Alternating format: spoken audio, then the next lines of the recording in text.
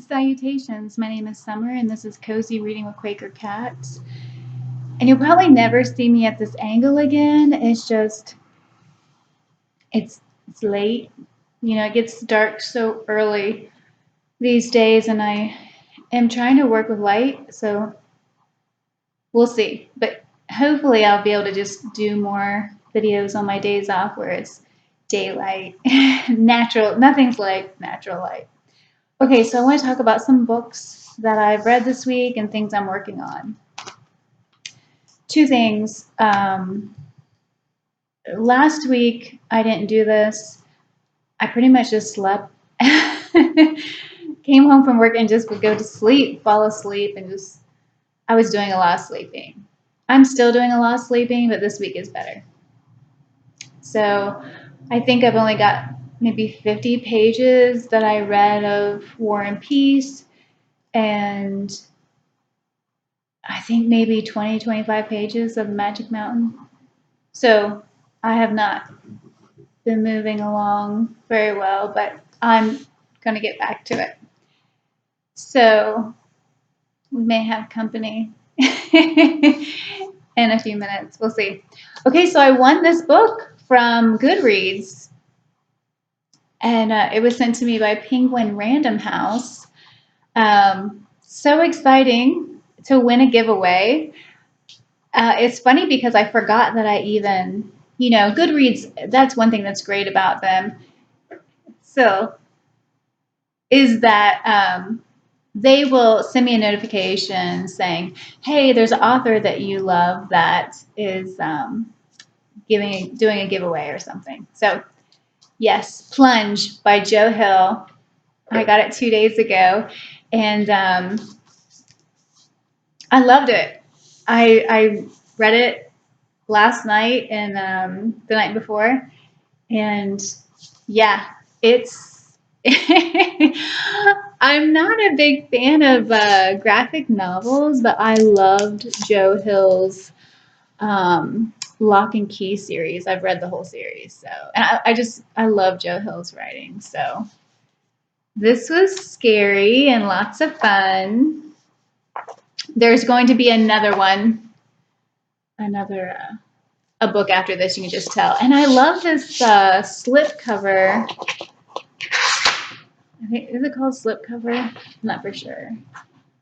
But the book looks like this. So this lighting, I know. But yeah, it was really good. Very entertaining. A little scary, but not. I don't know. It wasn't really. I wouldn't consider it horror. It's about a ship that has been missing for 40 years, and it reemerges. So yeah. Well, it's about aliens too, but okay. So something else that I read. This Is Where I Leave You by Jonathan Trooper. I'm not sure if that's how you pronounce his name. But I love this movie. I saw it a couple of years ago, and it's a fantastic movie. The book,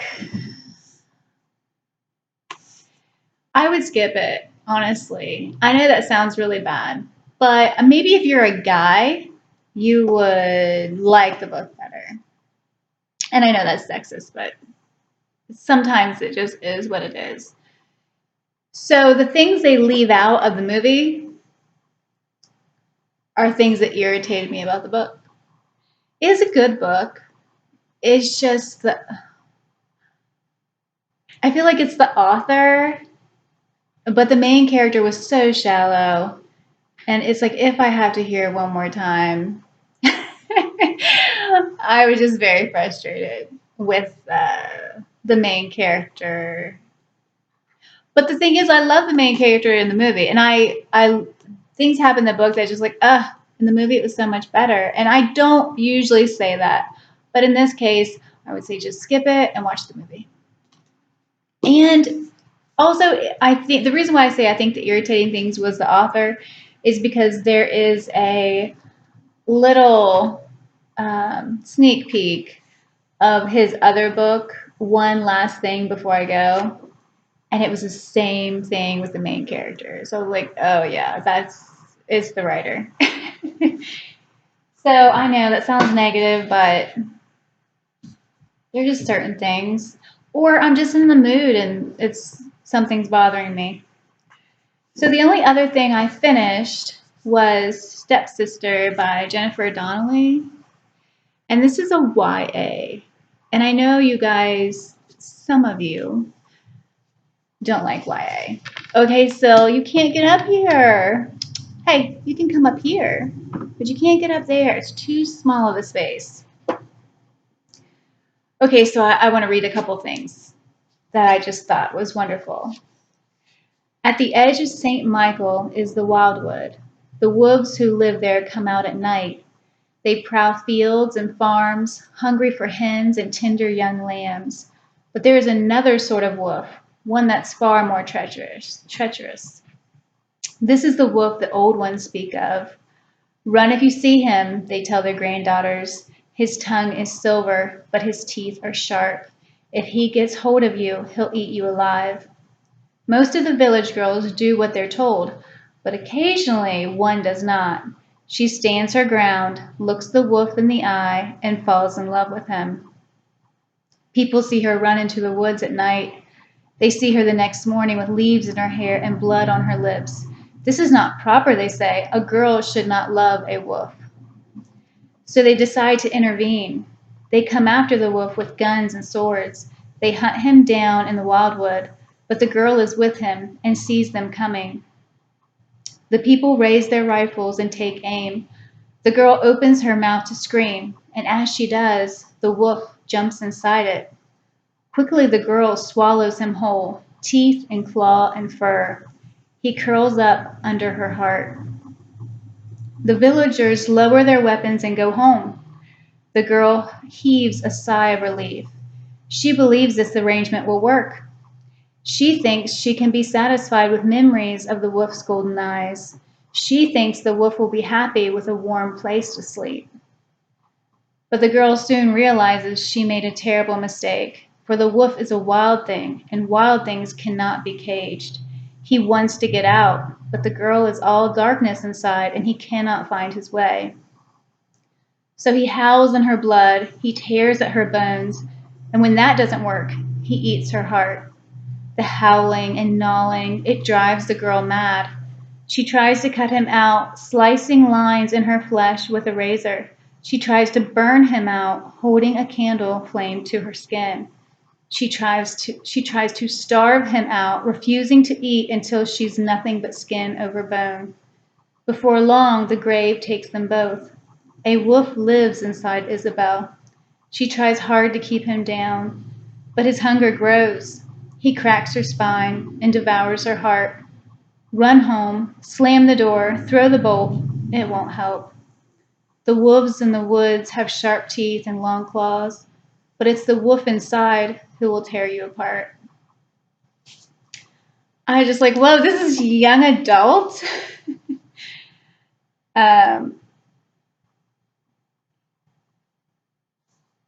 Yeah. Okay, so Isabel is Cinderella's ugly stepsister.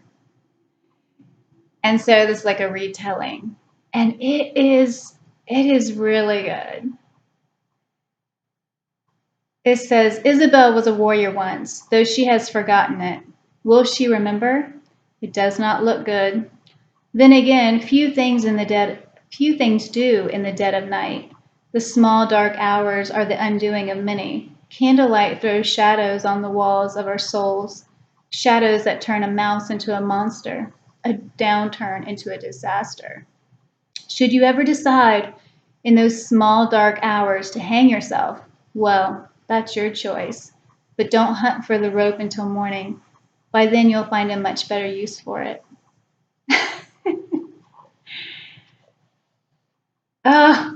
And this one, I teared up a couple of different times. But there's one more thing I want to share, and then I'll stop.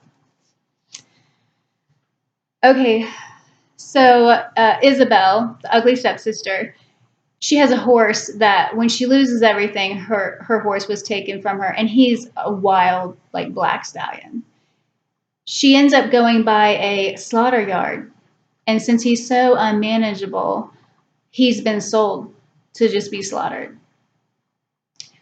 So she goes and she finds a way to buy him back. And this is as she's leaving the slaughterhouse, the slaughter yard. Isabel led Nero past them and out the gates. As she was about to lead him away, she glanced back at the horses. No one had fed them or given them water. Why would they? Why waste food on animals that were going to die? They were old, used up, worthless, hopeless.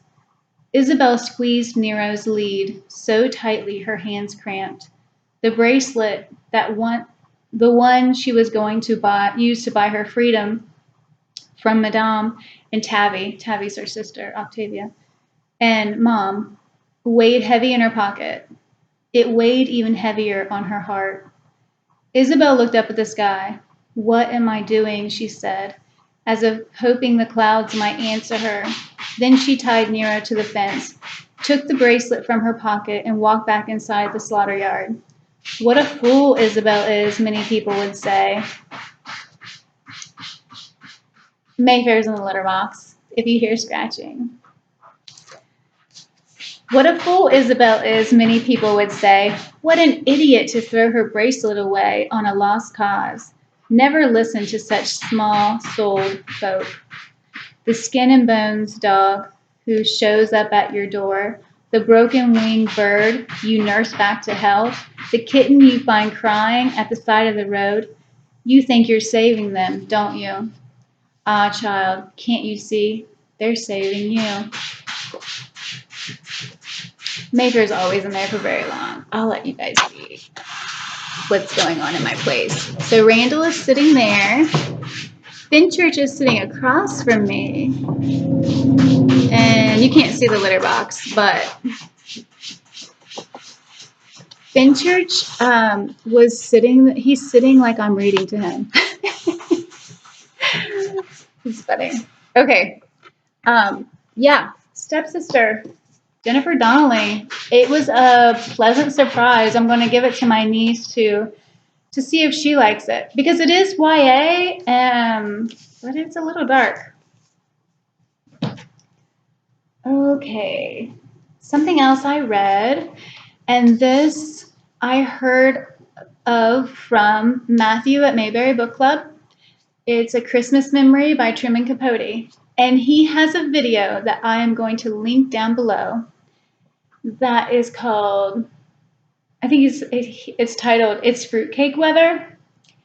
And if you have read A Christmas Memory, this has 3 little short stories. And I'm looking forward to this month reading all of them. Because as you can see, it's very short. But yeah, it was a wonderful story. It was a lot deeper than I thought it would be. I thought it would just be a sweet story, but there's so much more to it. And the relationship between, I forget what her name is, but the relationship between the woman who is his cousin, but she's a lot older, but she's slow, is what I think they would call her. And he's just a little boy. I think he's like 8. So their relationship is just so wonderful to hear about, that they have each other. So, and making the fruitcake, I could smell when they were talking about it. So it's great. This is the first Truman Capote that I've ever read. So it was a pleasant treat. Okay, so 2 things I'm working on. One of them I saw on, it's Ariel by Sylvia Plath. It's her poems. So two different videos I'm going to post down below. One of them is Courtney Ferreter. I just watched a video of hers that she was just gifted this book. And so I'm curious to how she's going to like it, because I believe she said this is her first Plath, which as a teenager, I've read Plath's poetry, The Bell Jar, and I always loved her writing. So I'm curious what Courtney's going to say once she reads it.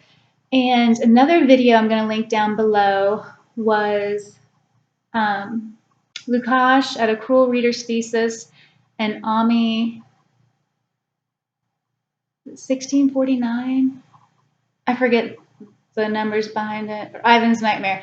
They did a Zoom video of talking about these poems. So I will link both of those videos down below. So far, I'm on page 54 of 81. So I'm over halfway. So far, Tulip is my favorite poem. I think it's Tulip. I don't have it marked. I'll let you know when I finish it. But I'm going to tell you, this is a library book. And I just can't stop smelling it. I don't know who had this before me. But it smells so good. It smells like patchouli yet cologne. And I just am like, who had this book before me, and where can I get some of that scent from? You know, I'm one of those weird people that I love patchouli. Yes, people can wear it way too strongly, but if you have just that mild hint of it, I think it's fantastic. Anyway, I'm loving this. Like I said, Tulip is my favorite, and I think what I'll do is whatever my favorite poem is, I'll read it. I'll do a favorite poem video like I did before, and read my favorite. And it shouldn't take me long. So the last thing I want to talk about, and I'm talking about Ami again. I want to say 1649. I will link his channel down below. Actually, I'm going to link the video he did on Malloy. I think that's how you pronounce it, by Samuel Beckett. He recommended this book to me, and it is a trilogy. So I'm not very far. I'm only on page 32. When I first started reading this, I was so confused. And you keep reading and you learn more and more. He's a man, he's older. But in the very beginning, I was like, does he have dementia? What's going on? And I'm thinking now that he's homeless. And yeah, and I gotta tell you, this writing, sometimes what he's saying contradicts itself, and it doesn't seem like it should make any sense, but I'll be like, oh yeah, I know exactly what he's talking about. When I'm thinking, no, I mean, it shouldn't make sense, but things do. Also, there was a sentence. There's a social worker, and she's like trying to force this gray, I don't remember, it was like tea and bread or something that was unappetizing, that did not look good. And she kept trying to force it on him. And he said, here's the thing: to him who has nothing, it is forbidden not to relish in filth, or not to relish filth. To him who has nothing, it is forbidden not to relish filth. And I was just like, whoa. To people forcing stuff on you, thinking, oh, you don't have anything, so you should be happy with this. I have a lot of things underlined. Oh, there's just so much. And I keep thinking, okay, it's like a puzzle. And so you're like, okay, I have this end piece over here, but I don't have any of this yet. And so he's always giving you a little bit more. But just this, he gave me a shove. I had not been touched. Oh, not my skin. Oh wait, sorry. See the writing. He gave me a shove. I had been touched. Oh, not my skin. And then down here he says, I gave Mayfair. I gave myself up to that golden moment as if I had been someone else. May, what you doing? So yeah, it's, I think he's homeless and, mental health. One thing, the whole relationship with his mother, I just felt like so much hate was there. He apparently, his mother was apparently really young because his mother is old, and she seems like she is. I just think about poverty and how people just don't have any help, especially with mental health. People don't have, a lot of people just don't know what to do, and there's no money, it seems like, to help people. Most of the time, it's just people get incarcerated that have mental illness instead of getting some kind of help or figuring out some kind of program or some kind of lifestyle that works for them. Yeah, so he's so abusive. I think he's so abusive with his mother. Um, just the things he said. And then he says, when he's there at her, by her bed, he says, I didn't come from money. I don't think of her too harshly. But then he's like knocking on her head. And it didn't seem like he was knocking on her head because that's all she understood. It seemed like, and maybe he doesn't know any better. See, that's the whole thing. I'm just like, what is going on here? But yeah, it's there's a lot of anger. Anger underlines quite a bit, especially when he's going to visit his mother, and every time he talks about his mother, it's just like, and here's like a line. These are things that we shall try and discover, but these are things we must not take seriously. These are things that we shall try and discover, but these are things that we must not take seriously. I mean, those lines. Yeah. I'm enjoying it. It's not long at all. It's only 176 pages for the first book, Malloy.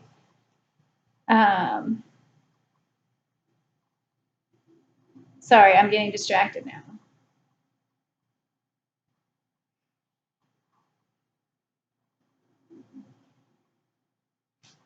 Sorry.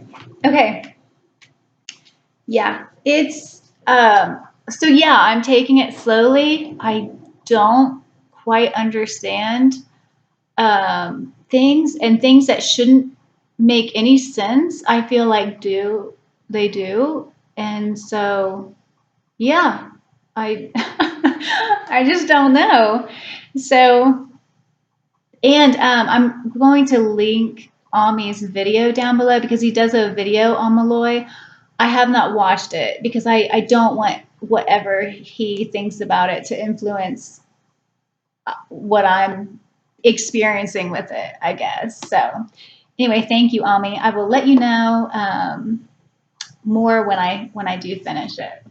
So yeah, I'm loving all the vlog videos that's happening. Oh, and the video I'm going to link down below of Courtney Ferreter, she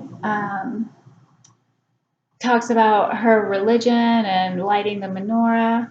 I hope I pronounced that right because I'm getting tired.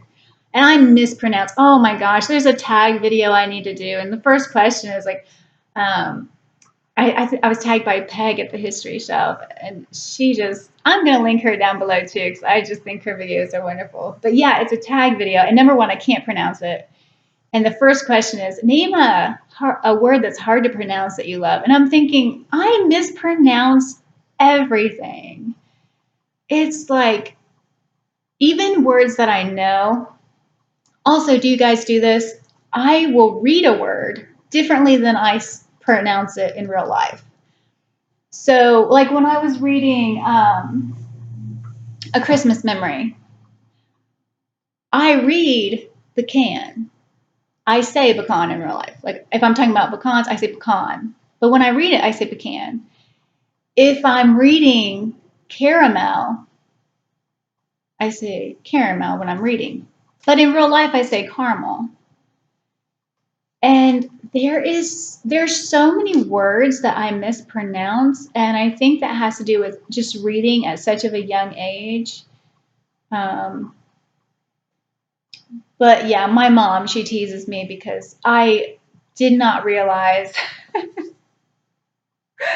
I did not realize for so long that compromise is not a word. So I always thought compromise was spelled with like a Z. And every time I would see compromise, I would always think it was compromise. And it had the same definition to me. You have to compromise. Compromise. Anyway, there's a little tidbit to how my mind is. But yeah, I mispronounce so many words. Even words I know, I'll mispronounce sometimes. Like I don't say chimney, I say chimley. I don't say caterpillar, I say caterpillar. Um, I'm sure there's a million more things that I mispronounce.